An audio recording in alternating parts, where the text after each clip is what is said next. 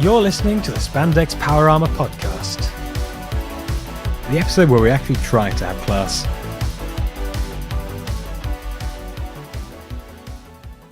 Hello everyone and welcome back to Spandex Power Armour. I'm Carmen Ranger and with me as always is Hypnopotamus Rex. Say hi Rex. Ohio. Weeaboo. Hi. Well, this week's episode is going to be mildly different in that we're not going to be quite as irreverent, tasteless, devoid of any real talent, because it's going to be a memorial, well not memorial, but more like a tribute episode, I guess. Since Haruo Nakajima recently passed away, we decided now would be a great opportunity to look back on not just Nakajima, but the main figures that contributed to the success of the original Godzilla character and film, and the general legacy that they left behind. It's serious time. Oh boy, yeah, we're getting into serious territory here, boys. And so before we encounter this great monster from 20,000 miles beneath the sea, we'd like to remind you this podcast is sponsored by TokyoToyStore.com. Please check them out. They've even got DVDs now. I've seen a couple of copies of Zyuranger floating about on the site. Mm-hmm. Hopefully we'll get more sets of the subsequent series. Yes, it seems that the shop themselves are getting a bit more... Oh, what's that word that's been escaping me for the past few weeks? Ambitious? Ambitious. They're getting more ambitious. They're getting more imports in. You can see they're even getting some of the US imports. And eventually they're going to be doing things like nicking stuff from Toei lots or stealing posters from Power Rangers conventions. And they'll be locked in the private island of Toei and never let go, much like North Korea. So you get for stealing posters. Don't you do it. And the moral of the story is, thieves never prosper, but capitalists do. So please check out Tokyo Toy Store. So how does that work in with Chaya then? Because they're both. So, as we said in the intro, this is going to be a more like a retrospective of the five men who kind of contributed to what Godzilla is today. And well, yeah, it seems like an appropriate place to start with Haruo Nakajima, the man inside the suit. If you're a fan of early Godzilla, as I'm sure, and I would hope most of you are, you'll be familiar with Haruo Nakajima in performance, if not in name. He was very much the suit actor. He helped pioneer pretty much all modern techniques that we use today that don't involve CGI or anything like that. He was very much Toho's guinea pig. You know, they decided the best way to do it would be a horrible rubber suit. Let's shove a bloke in there.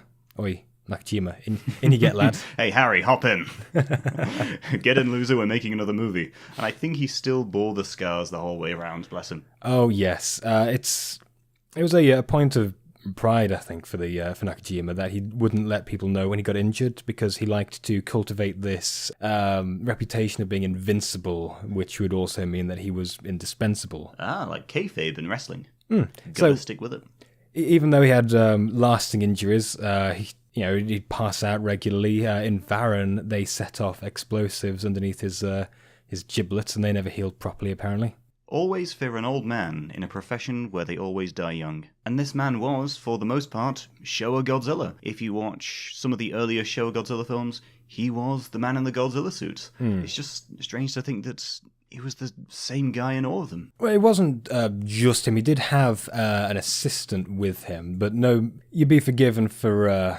most people would be forgiven for not knowing that. Katsumi Tezuka, a former baseball player, actually, was brought in to play Godzilla as well, though Nakajima maintained that he wasn't up to playing Godzilla and was more his assistant. But he did play Anguirus and some other kaiju later on down the line. Right.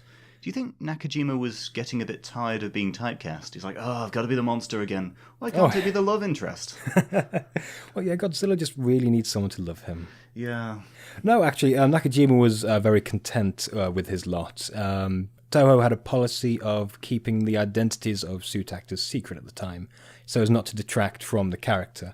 And Nakajima was perfectly happy with this. It was his opinion that he wasn't the star; it was the monster he was portraying.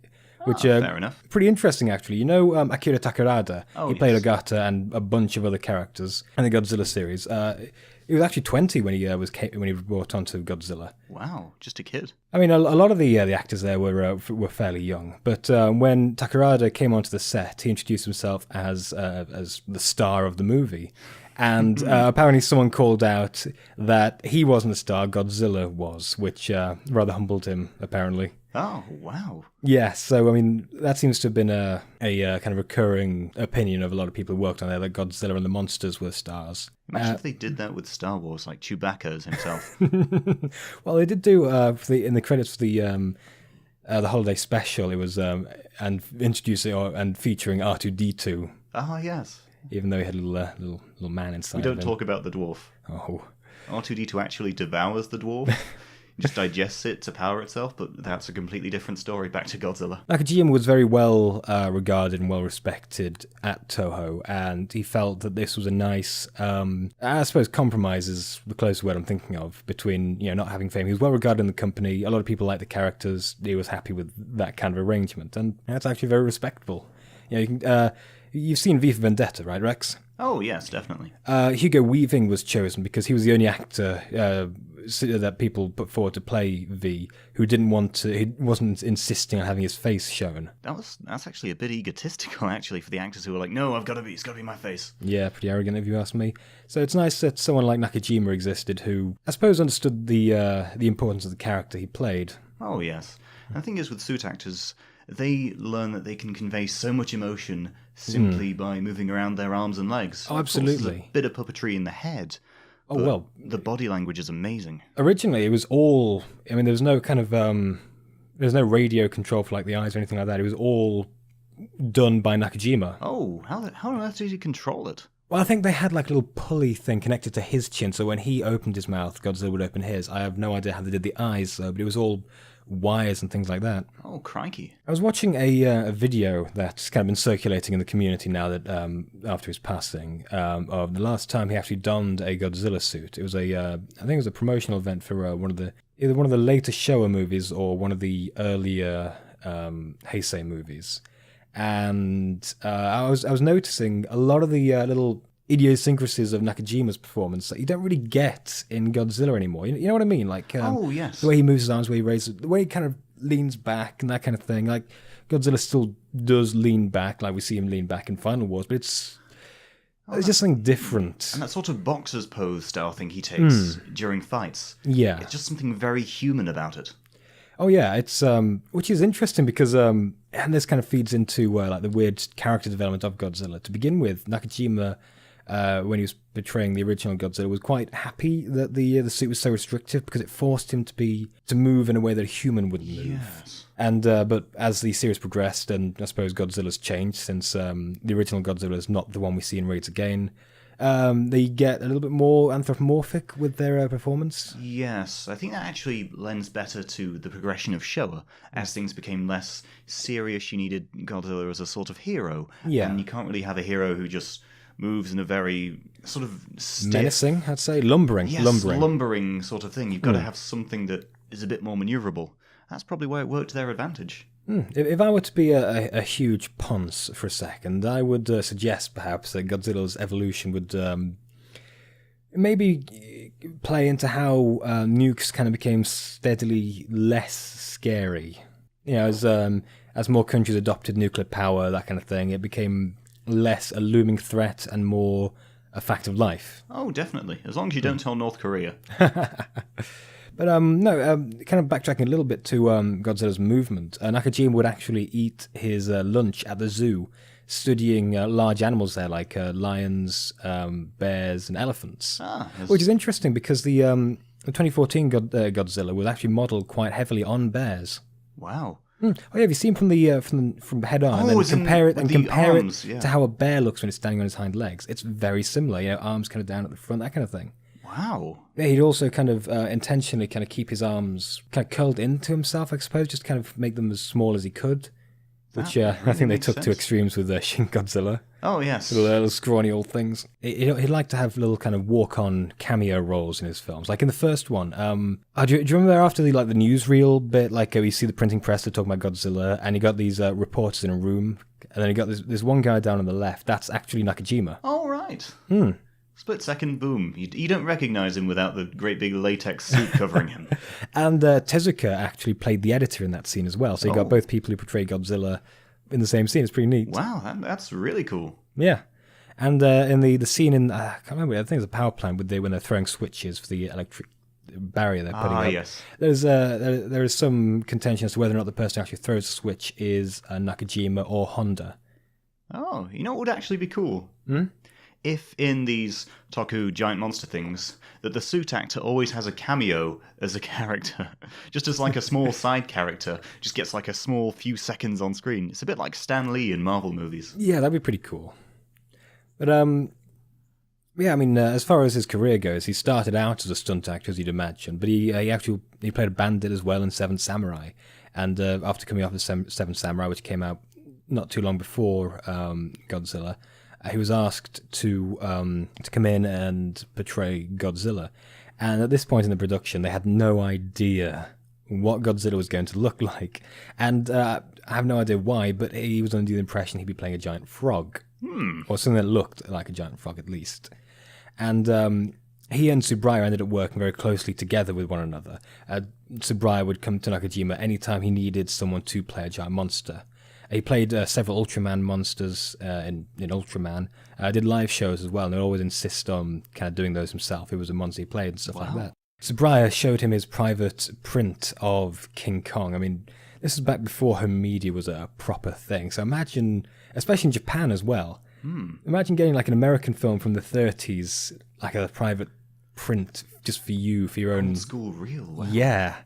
So he showed him King Kong to kind of show what they were going for. And yeah, I think that's a good reference point because that's also what inspired Tsuburaya in his endeavors. Together they would pioneer a lot of filming techniques, as well. Tsuburaya's career was marked by a lot of pioneering moments.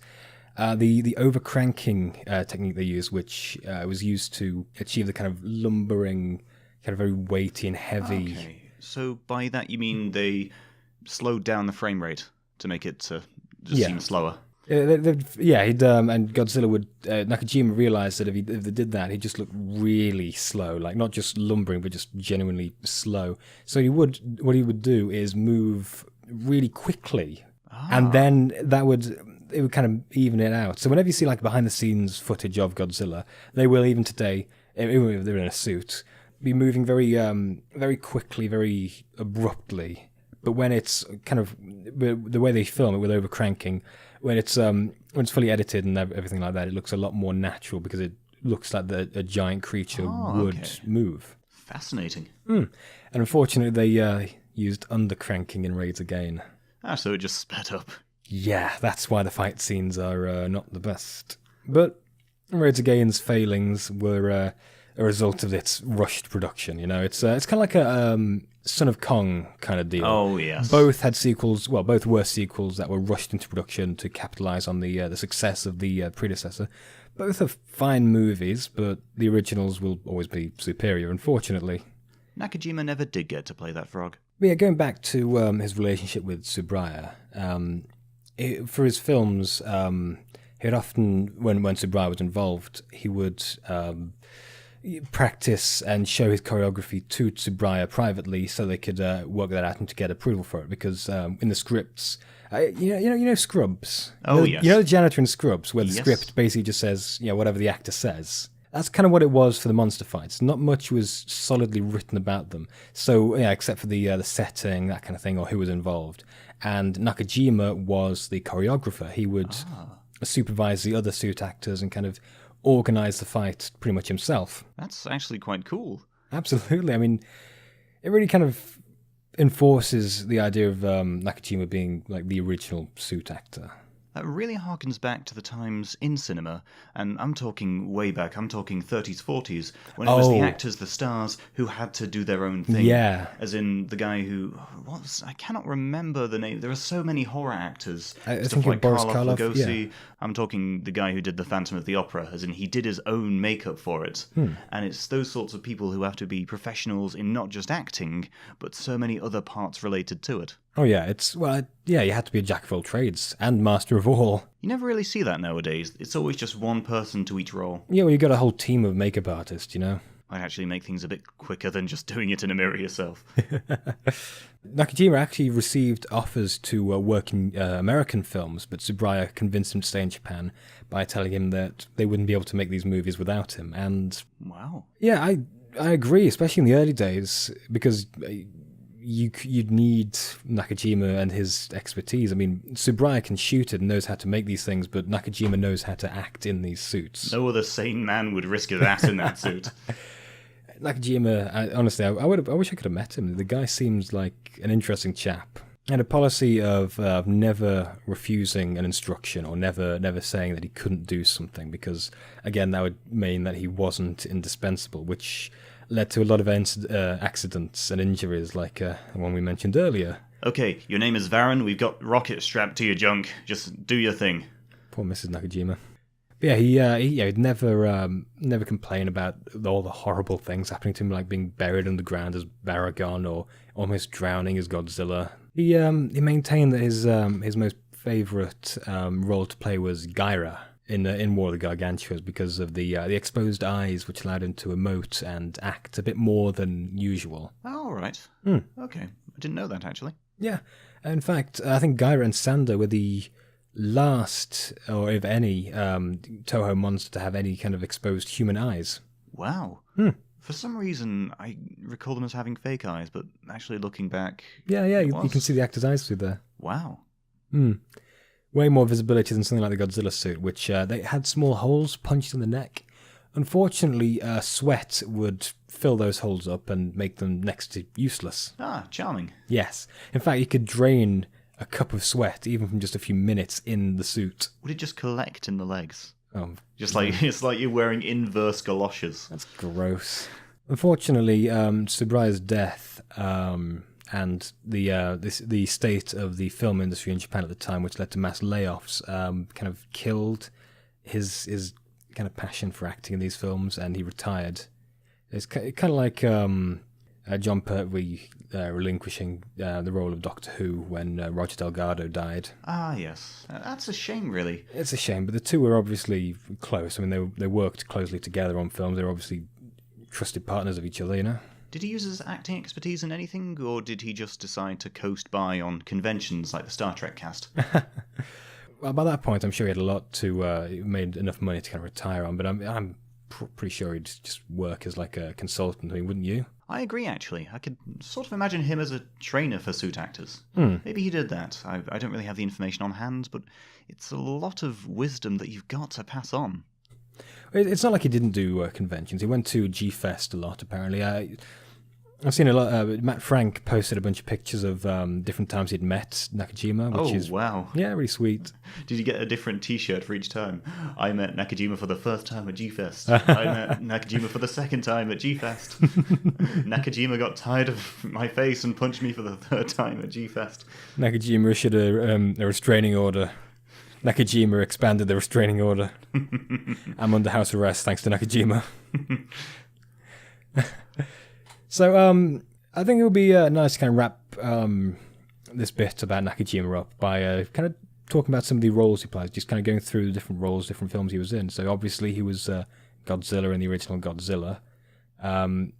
He was in the Invisible Man. That's a film I've always wanted to watch, actually. That, H-Man and Matango. I'd always heard about Invisible Man on Toho Kingdom, but I never read into it. He was also Godzilla in Raids Again. He was Rodan and Meganulon in Rodan. We need a bloke in a suit. Go. Go, Haruo. He was Mogera in The Mysterians. Ah, yes. Varen in Varen. He was in The Human Vapor. That's another one. It's all these kind of Honda films and Toho sci-fi films that I really want to watch. Yeah. They don't really have in the West, They unfortunately. always get neglected because, hey, what do we know about Toho? Godzilla. Yeah. We don't care about the other standalone sci-fi. Just give us Godzilla. That's what they want.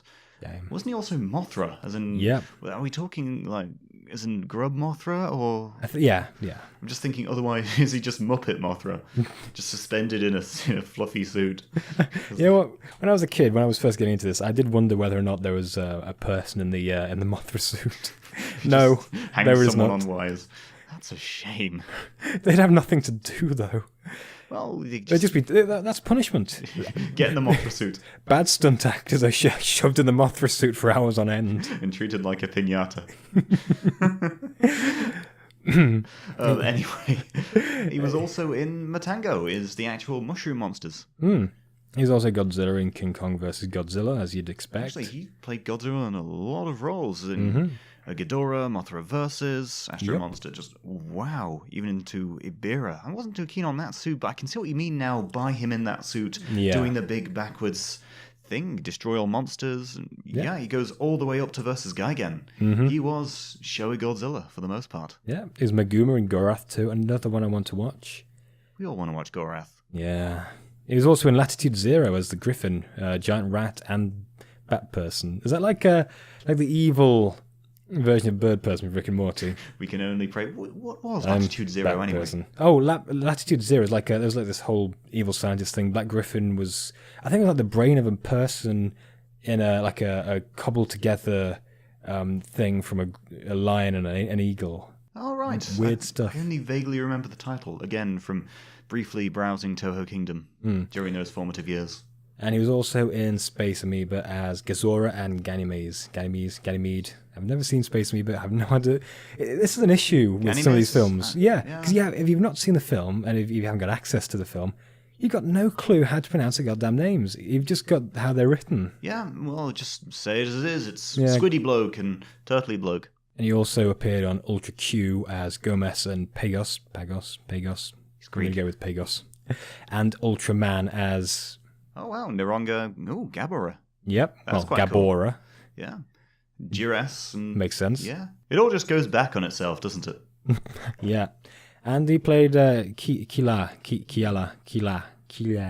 I don't know. Yeah. Do you think that he'd actually been in that Jiras suit before? He's just like, hang on, this feels familiar. Oh, yeah, I think... Oh, no, that was coupled together from two suits. Oh, right. I think the head was from one...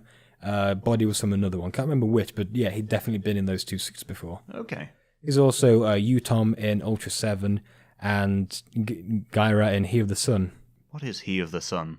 I actually have never heard of He of the Sun. And according to the internet, there is no record of it either. It's the secret to immortality. Apparently it's just a drama show produced by Toho. Involving kaiju. Certainly seems that way. That makes for the best drama. So next up, we're talking about Ishiro Honda, the director of Godzilla and co-writer as well, for the screenplay at least.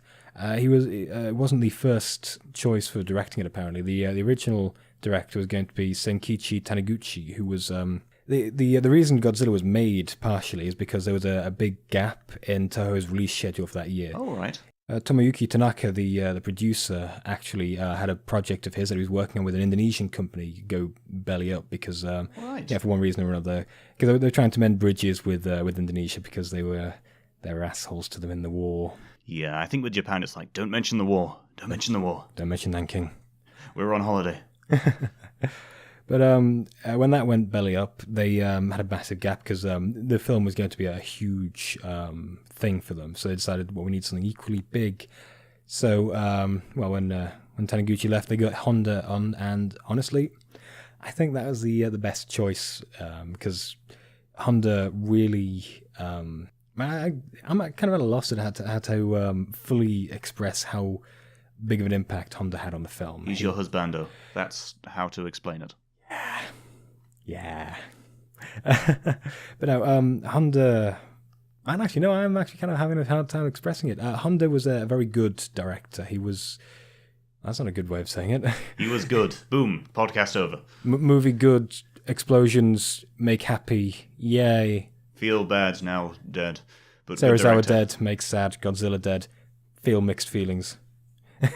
We should do a movie review podcast where we talk like cavemen the whole time. Yes. Just movie reviews. Well, look out for that one, kids. Yeah, he was absolutely integral to the success of it. Without him, you wouldn't have such good acting, you wouldn't have such good drama in it either, and drama that was so relevant to the plot. He was in World War II. He was apparently drafted 3 times. Crikey. Imagine his luck. He was also a prisoner of war until the end of the war, and he heard about Hiroshima and Nagasaki actually while he was in captivity. That's got to be sobering as hell. Not as sobering as when he and the other prisoners of war went to see what happened, and that apparently left a massive mark on him, as you would imagine it would, which you can really see in Godzilla. You got the scene just after Godzilla's first rampage across Tokyo. When it looks just like some of those pictures you have of Hiroshima and Nagasaki. Wow, yeah, it's great that the director was someone who'd been through that. Seen that. My God, as in, I can't actually describe how significant that has to be to help shape a person's way of directing something like this. They've got to show the nightmare that it had caused. Absolutely, and that actually worked in the film's disservice. Actually, it was panned by a lot of critics and was not the biggest success. It was successful. Critics just absolutely hated it. They must have thought he was being really tasteless about. They thought he was being exploitative and that kind of thing. Even though everyone on board were trying to be as tasteful as possible, and the whole message of it was meant to be, anti-nuclear armament, pro-disarmament, that kind of thing. Yeah, I can sort of understand, because remember all the movies about 9/11 that we've had. And they're always panned as being a bit pandery. So maybe they perceived it as like that. Maybe. Yeah, you can get why they said that, but it's unfortunate because it was actually a very tasteful movie. It was actually a very, very pertinent message that is as relevant today as it was back then. Oh, yes. His take on Godzilla wasn't strictly a metaphor, but more like a physical manifestation of the bomb. Like if the bomb had legs, it would be Godzilla, that kind of thing. I can just imagine that as Nakajima's reference. You're a bomb on legs, go. Also, you have arms. No, that was just what he'd say to kind of big Nakajima, to get him pumped up. He'd just call him, you're the bomb, you're the bomb. No. It's to motivate him. We've attached a bomb to your legs. Act or we eat them out. He was originally trained to direct dramas for a female audience, apparently, which you can see in Godzilla. There's a heavy dramatic focus in that. Oh, definitely, especially with the whole relationship dynamic going on. Yeah. When I originally watched it when I was, I think, 12, 13, I'm like, what is this? I didn't expect the human drama side. I didn't expect to cry. Oh my God, the feels. Right. But he was also experienced with documentaries and made several war films as well that incorporated special effects, which is how he met Tsuburaya. And that's why he brought Tsuburaya onto the project, because he knew he could handle special effects. Oh, wow, it all ties in now. A recurring theme throughout these movies, and especially with Godzilla, is that Honda really seems to place a lot more faith in kind of scientists and intellectuals than he does in the government or the military to solve a problem. Because, you got Yamane and Serizawa, who are both very moral people and end up contributing to saving the day. Whereas the government is, when we see the officials there kind of in the first scene with the men, they just kind of descend into petty infighting and stuff like that. And the military's actions are mostly useless. That's always the best approach for Godzilla films, though. It works.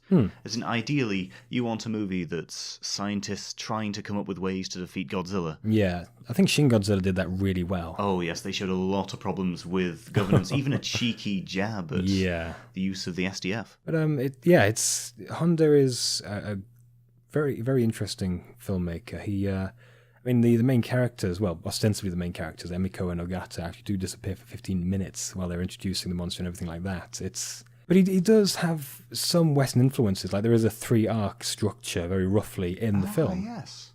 I see what you mean. So I think it was after the attack, then it moved into the third act, I think, because the first one was establishing everything, second was all the action, and third was then when they're like, oh, he's going to use the oxygen destroyer. I think Honda is a very... I think he was quite a big man for not blaming America directly in his film for it. The implication is that it was an American test, but he always kind of pointed the blame at humanity in general, I think. Yes, it was more of a globalized message. It wasn't solely for the Japanese audience. It was to mankind what pretty much every 1950s sci-fi movie did. It's like, mankind must not do this, and typically it was a reference to nuclear war. Yeah. Filmmakers wanted people to know that this was not the way to deal with things. pretty big balls on him as well to do that just, a couple of years after the American occupation ended, Oh, yeah.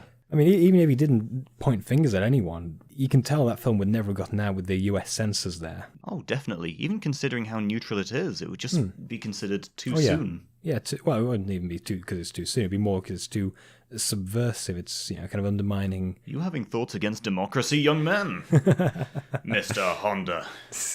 Burn those scripts. No, Honda is also a very, I suppose the common parlance now is a progressive director, because he would always give very prominent and very important roles to women in his films. And it's not just like a tokenistic thing either. I mean, they were always very, some of them would fail, some of them would be bad. I mean, Emiko, not that she was bad, but she was kind of jerking Serizawa around a bit. It's almost as if women are human beings with faults and advantages, much like men. It's almost as if they have equal personalities, dear God. Imagine that. But yeah, it's very, very impressive at the time. This is 50s era Japan, after all. I think social perceptions of tentacle monsters improved quicker than perceptions of women's roles and things, so it was very ahead of the times. I mentioned this to you the other day, actually. I'd consider Honda to be like the thinking man's Roland Emmerich. Oh, not just because they both directed Godzilla films, and Emmerich's was subpar, to say the least, but because of the way they approach a movie like Godzilla, like take Independence Day or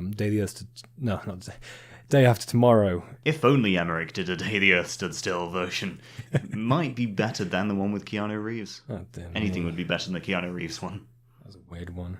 But yeah, I mean, they both feature rather large casts, but this is where the similarities end, because Honda, his characters are very believable, and even if they're not fully developed, like they don't go through complex character arcs, they are believable 3D people. Whereas in Emmerich ones, at best 1, 2, or maybe 3 will be, and the rest will just be lazy stereotypes. Pretty much, yeah. I'm thinking of Independence Day. Oh, I'm thinking of Independence of all the Day too. And it's like, okay, you have Jeff Goldblum's, he's a scientist. That's all you can describe about him, and his incredibly Jewish companion. Actually, no, they had two very Jewish people in that. That's weird, because you got his dad. Oh, yeah. And then he got his friend at the beginning. I gotta call my lawyer. And then there's Pilot Man, and... Oh, no. He has 2 personality traits. He's Pilot Man and Family Man. But that's what you get when you Will Smith. It's so complex. It's like, I'm a pilot man, but I'm also a family man. I want to be an astronaut. That's my character. Pretty much, yeah. I can't do Will Smith. I think the most complex character in that film was the dog. People just cheered when he jumped away from the fireball. God bless you, Boomer. That's the only thing you cared about, people. You see what I mean with Honda being the thinking man's Emmerich? Definitely. You see, weeaboos, I'm like you. Don't hate me anymore. Yeah, to kind of basically wrap up my thoughts on Honda, I consider him to be one of the most integral pieces of Godzilla's beginnings, because it is one piece that you could not take it away and it'd be a similar movie, Definitely. I think it was his idea that helped shape it into the statement that it is. It's his directing style as well, like especially with the story and the way it developed with the humans as well. Honestly, I'd say he's one of the most important directors of all time, I'd say. I mean, there are very few that I would put on the same pedestal as him. You've got George Romero with Night of the Living Dead and Dawn of the Dead. You've got George Lucas with the Star Wars trilogy. Steven Spielberg with things like E.T. and Close Encounters. Quentin Tarantino as well with things like Pulp Fiction. I'd say that these are all very much a similar caliber of director with what they've produced and how unique their films can be. But more importantly, which one would win in a fight? Tarantino. Yes. But it's quite nice that when Honda retired, he worked as like an assistant director to his good friend Akira Kurosawa, which is I think it's kind of sweet, Kurosawa always said that he wished he could have made a Godzilla movie. It's a real shame that he didn't. I am really salty that he didn't. Honda-Kurosawa collaboration. I really want my Kurosawa Godzilla film, because you know how beautiful Kurosawa's directing can be. I mean, have you ever seen Seven Samurai or Rashomon? Oh, yes. I just want that in a Godzilla film, please. Let's just get Kurosawa back and just force him to direct it. Just raise him from the dead. Rise from your grave. You still have a role to play in this world. So to round off this week's retrospective is Tomoyuki Tanaka, who was the producer of the film, and he's the origin of the allusions to the Lucky Dragon number 5 influences in this. What is Lucky Dragon number 5? I sound very naive, but I shall guide you, young grasshopper. Thank you, master. The Lucky Grasshopper. Lucky Dragon number 5 is a very ironic name for the instant. The Lucky Dragon number 5 was a fishing ship, a tuna fishing ship, and it was very close to the nuclear tests at Bikini Atoll. You can see where this is going. Oh, the fishermen were exposed to horrible amounts of radiation. Several died of leukemia afterwards. Oh, and this led to a huge kind of tuna scare in Japan at the time. People were too afraid to eat tuna because, oh God, you're going to have mutant tuna. It's going to give us cancer. And this took place just a few months before Godzilla came out. And Tanaka said that that's where it came from. He was coming back from Indonesia, and he was looking out over the ocean, and he kind of remembered Lucky Dragon number 5. Oh. And he thought to himself, what if that kind of thing woke a monster up? And that's kind of where the spark of Godzilla came from. I can now see. Yes, I think I remember something like that. It was even alluded to in the film. Yes, with at the boatload beginning. of people with the burns. Well, you have no idea. One of the life preservers says number 5 on it in the background. Oh, wow. Yeah. That is fascinating. So much background in this. Yeah. And he was also inspired by Beast from 20,000 Fathoms as well, which is very obvious in some of the scenes like that. And his proposed title for it was actually The Giant Monster from 20,000 Miles Beneath the Sea. Ah, bit of a mouthful. Yeah, they changed it to Project G for a while. You know what they should do? It should have been Godzilla, the Giant Monster from 20,000 Miles Beneath the Sea, in true Japanese title style. Oh man, yes. But Godzilla's got like an exclamation mark after it. Yes. But yeah, no, the title was changed to Project G while they were producing it, and it wasn't actually for Godzilla, it was for Giant.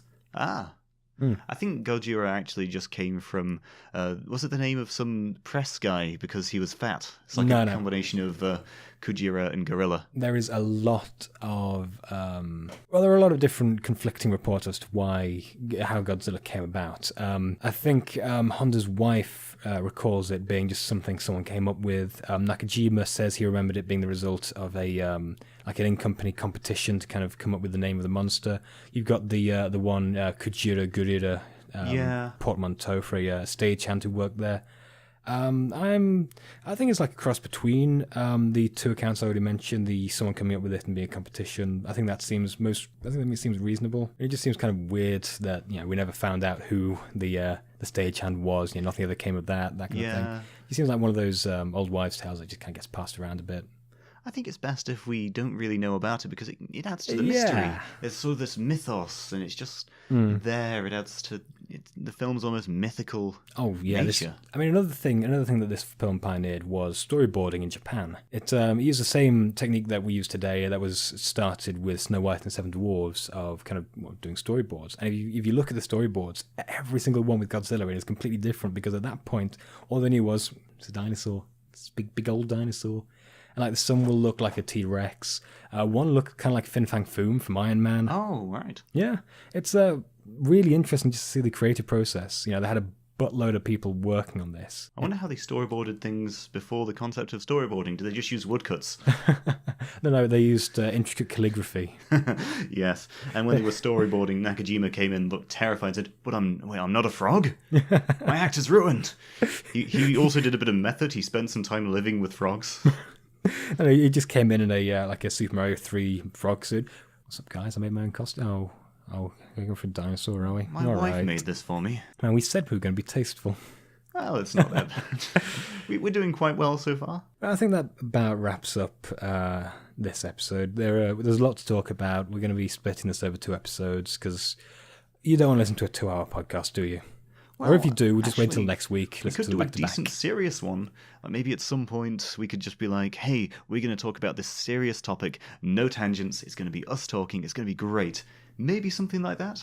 But this is a lot to swallow because we're not just talking about Nakajima. We're going through a lot of the legacy of Godzilla. And so the rest of the cast will have to talk about in next week's episode. And so, whom in particular are we talking about next time?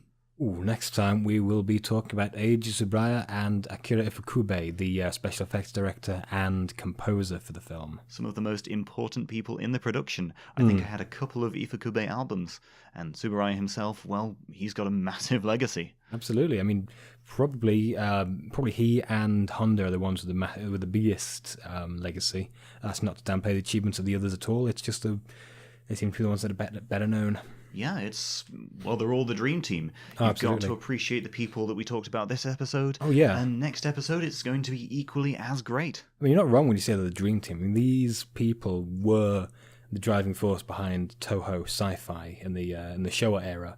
You know, most of them were produced by the same guy. Yeah, most of them was directed by the same guy. It was all the same team. It was great. That's why they were so consistent, I guess. And so this officially brings this week's episode to a close. We really hope you've enjoyed it. If you have enjoyed it, you can comment on Facebook, Twitter, SoundCloud, YouTube, and just tell us what you think. Is there anything else about these wonderful people that we've missed? And if you want us to discuss something new in the next episode as well, please comment and tell us, because, hey, we're only talking about 2 people next week, so it'll give us something else to talk about. Otherwise, we're going to be talking about Godzilla as a whole, and frankly, there is a lot of content we can talk about there. We could do the whole podcast, just every episode on Godzilla for how much there is. Oh, yeah, we could wax prophetic about this. And as another reminder, this podcast is sponsored by TokuToyStore.com. Please check them out. Buy Sentai things, buy Kamen Rider things, just buy things. But you like your Power Rangers, right? I know it's completely unrelated to the metaphor for the horrors of nuclear war, but buy Power Rangers toys. They're pretty cool. Swear to God, I've just been too serious this episode. Yeah, weird, isn't it? I mean, I'm not used to being so dry. I've got to get the silly back. I've got to get the silly back. What am I doing? I'm going to have to post Sentai memes. Well, I've got a clown costume I'm going to get back into, just kind of get myself back into, being a fun, silly guy, It's 2017. You go in public with a clown costume, you're getting arrested. Look, I mean, look, you're the only one I really trust with this. You know my thing with wearing a clown costume. You sexually identify as a clown. Yeah, I mean, it just makes me feel good about myself. It's no problem, Bobo. Wait, the mic. Thank you. Wait, what? The mic's still on. Okay, you did not hear any of that. This is Rex signing off. Stay fabulous. Don't look at my cupboard. Don't look at my cupboard. Don't look at my cupboard.